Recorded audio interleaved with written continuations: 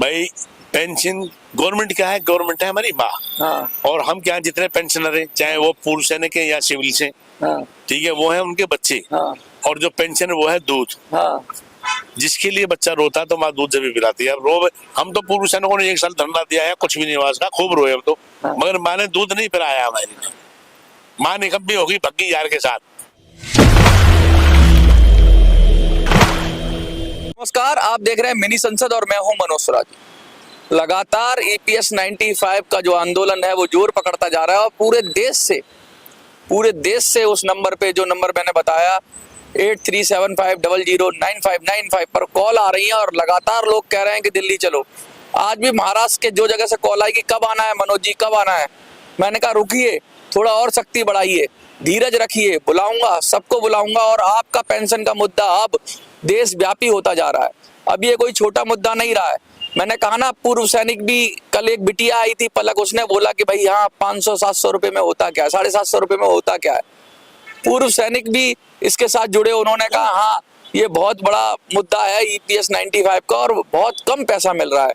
आज हमारे साथ पूर्व सैनिक हैं एक, और वो सैनिक हैं और सेना से रिटायर्ड हैं और कहते हैं, बहुत सारे सैनिक भी अपनी बातें उठा रहे हैं, वो चाहे ओआरओपी की हो चाहे अन्य, लेकिन अभी वो कह रहे हैं कि ओआरओपी की तो बात अलग है, लेकिन सबसे पहले तो मैं इन वृद्धजनों की बात करूंगा। तो ऐसे ही पूर्व सैनिक से मैं आपका परिचय कराता हूँ। सर, आपका नाम क्या है सर? मेरा नाम राजवीर सिंह है, मैं सेना से रिटायर हूँ।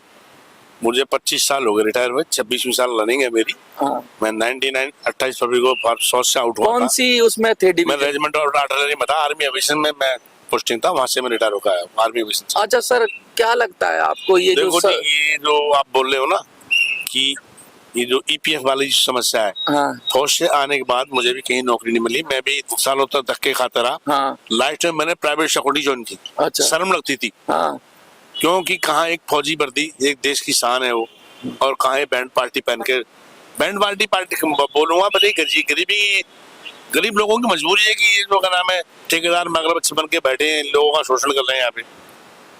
तो यहाँ से जो पैसा वापस नहीं आता है। पीएफ वाला जो है, पहले तो कुछ ऐसा प्रॉब्लम था कि भाई डबल वो हम पैसा अपना विड्रॉल करते थे।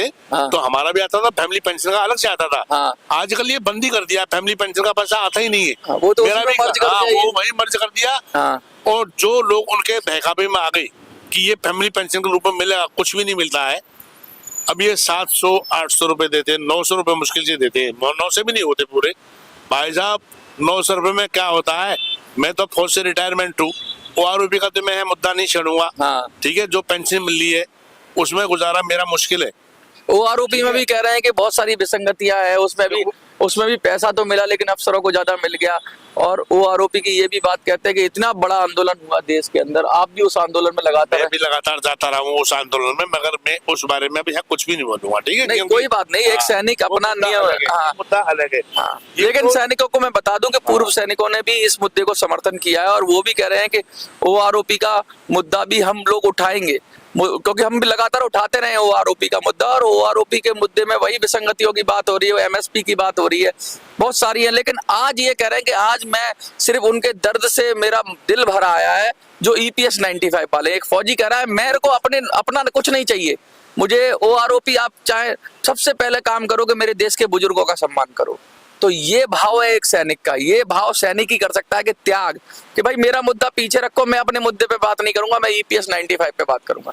बताइए सर। भाई साहब बहुत सही बोला आपने। हाँ ईपीएस 95 जो है, जो बुजुर्ग आदमी है, हाँ एक तो सबसे पहले देश की हमारी क्या सरकार है, कोई भी सरकार है, उन्होंने जो पेंशन बंद कर दी ऑल डिपार्टमेंट्स की।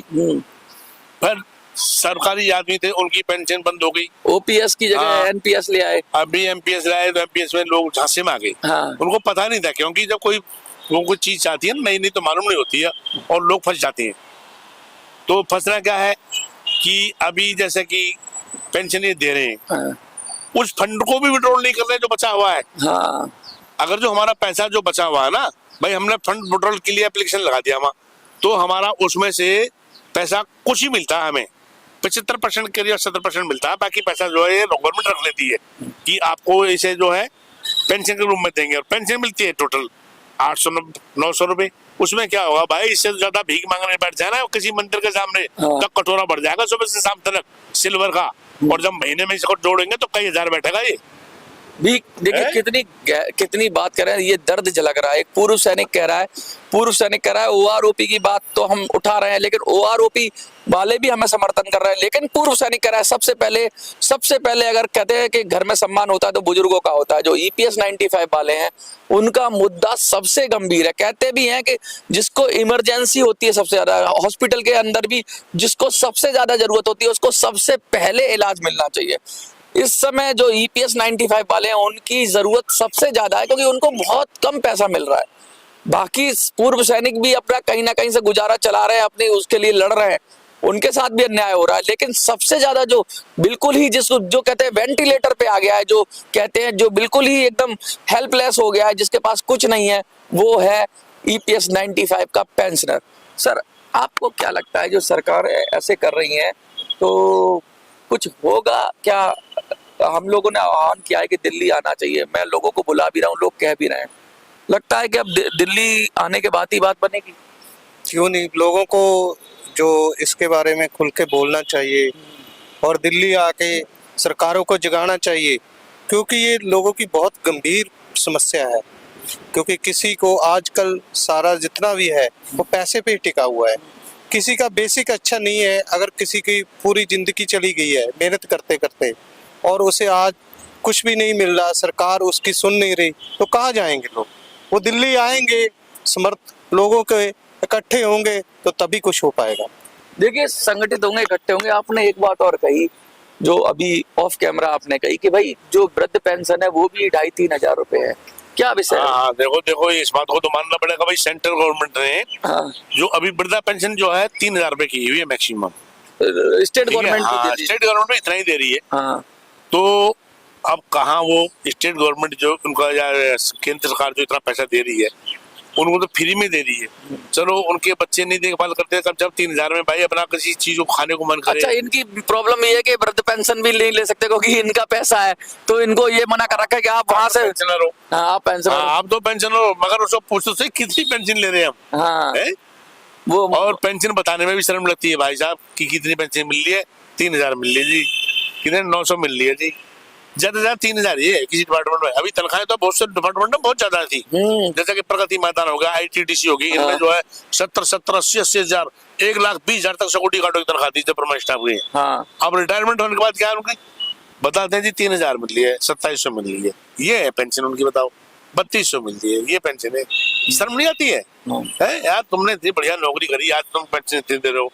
है भाई इतनी बढ़िया नौकरी नहीं है जब 1,20,000 25,000 तुम 1.25 लाख रुपए का पैकेज उठा रहे हो हर महीने, हाँ। और पेंशन के रूप आपको क्या मिल रहा है? 3,000 रुपए ली। शर्म नहीं आती भाई? जब एक आदमी 1.25 लाख पेंशन पेमेंट ले रहा है, कम से कम 30-35-40 हजार तो पेंशन होनी चाहिए उसकी। और नहीं है तो सम्मानजनक तो हो, सम्मानजनक तो किसी को बताने तो ना किसी के आदमी, और अपना काम चला ले। हाँ अपना काम चलाए।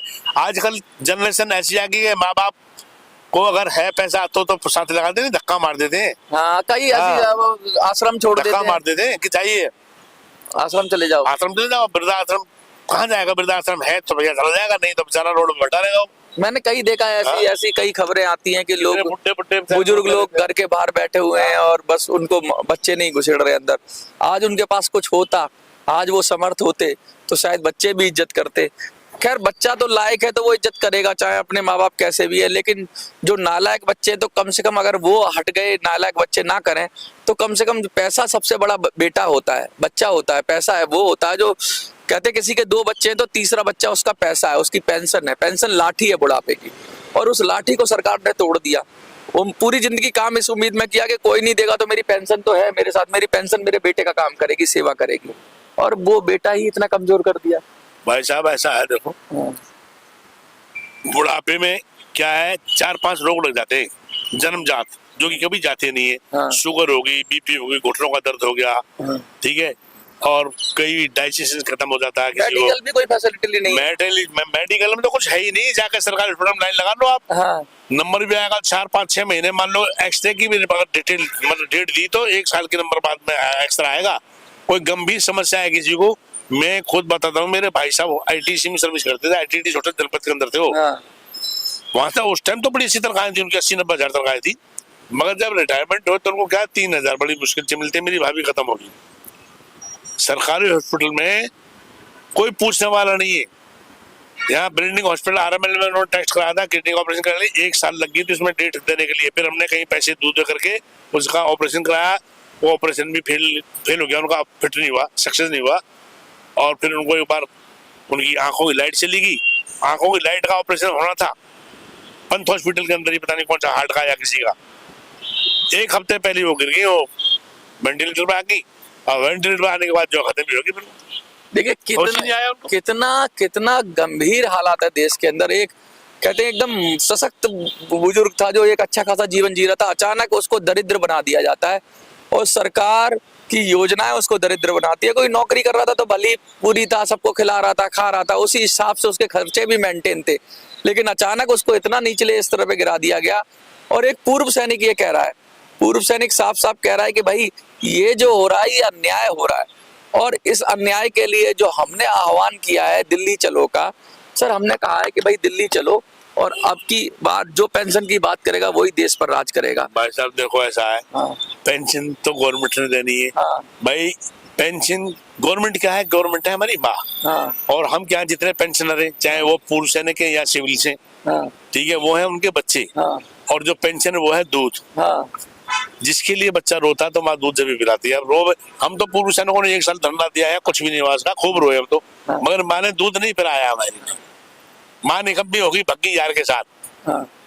ठीक है, मैं तो खैर मरी मराई माँ को बदनाम नहीं करूंगा, मगर जो नकली माँ थी ना जो हमें पेंशन दूध दे रही थी, वो भागी भाई सरकार उसने हमें दूध नहीं दिया 1 साल जो हम बैठे रहे। देखिए 1 साल से पूर्व सैनिक बैठे हैं और 8-10 साल से पेंशनर बैठे हैं EPS 95 के। अब देखना ये होगा कि दिल्ली चलो का आह्वान जो दिया है उस पर कितने लोग तैयार होते हैं और दिल्ली चलने के लिए तैयार होते हैं, क्योंकि जब अपना हक लड़के ही लेना पड़ता है, अगर आपका हक नहीं मिल रहा है तो आवाज तो उठानी पड़ेगी। और लोकतंत्र में बड़ा सशक्त जरिया है आवाज उठाने का चुनाव।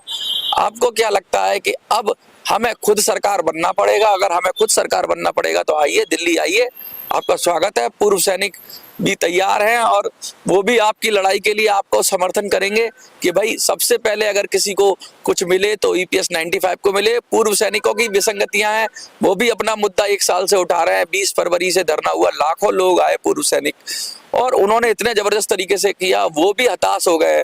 पूर्व सैनिक भी हताश हैं, EPS 95 वाले भी हताश है, और OPS वाले जो सरकारी कर्मचारी हैं वो भी हताश है, वो भी परेशान है। वो भी कह रहे हैं कि भाई अभी नहीं तो कभी नहीं।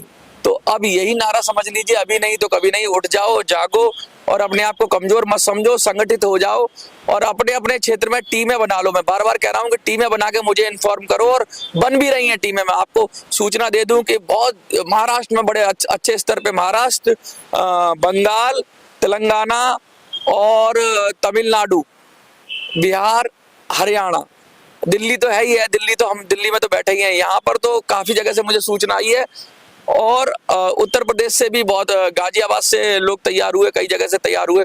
मतलब मोटी मोटी सब जगह से लोग तैयार हो रहे हैं, टीमें बना रहे हैं। अभी गुजरात से भी मेरे पास कॉल आया था तो वो भी तैयार है। तो आपकी अच्छा, सबसे तेज महाराष्ट्र है। महाराष्ट्र वाले बोल रहे हैं कि यार ये बताओ, हम तो तैयार हो गए, कब आना है हमें? तो महाराष्ट्र वालों से कहूंगा थोड़ा सा सब्र करो, क्योंकि सब लोग एक साथ जब इकट्ठे हो जाएंगे तभी मैं बुलाऊंगा ना। एक महाराष्ट्र को बुला लेने से अभी काम नहीं बनेगा। पूरे देश में धीरे धीरे अलग जगाना है। महाराष्ट्र वाले ये करें तब तक और ज्यादा बड़ी टीम कर लें अपनी। जो महाराष्ट्र वाले आज मुझसे पूछ रहे थे कौन सी ट्रेन, कौन सी डेट बताओ सर, उस पे हमें आना है, मैं उनसे कहूंगा आप कोशिश करो तब तक और टीम बढ़ाओ, और मैं तब तक कोशिश कर रहा हूँ और राज्यों की टीमें भी संगठित हो जाएं और जिलों की टीमें भी संगठित हो जाएं। और जैसे ही सब संख्या भारी हो जाएगी मैं दिल्ली इन्वाइट कर लूंगा आपको, और जल्दी ही मैं इन्वाइट करूंगा, और दिल्ली इन्वाइट करके फिर हम लड़ेंगे और जीतेंगे। देखते रहिए मिनी संसद।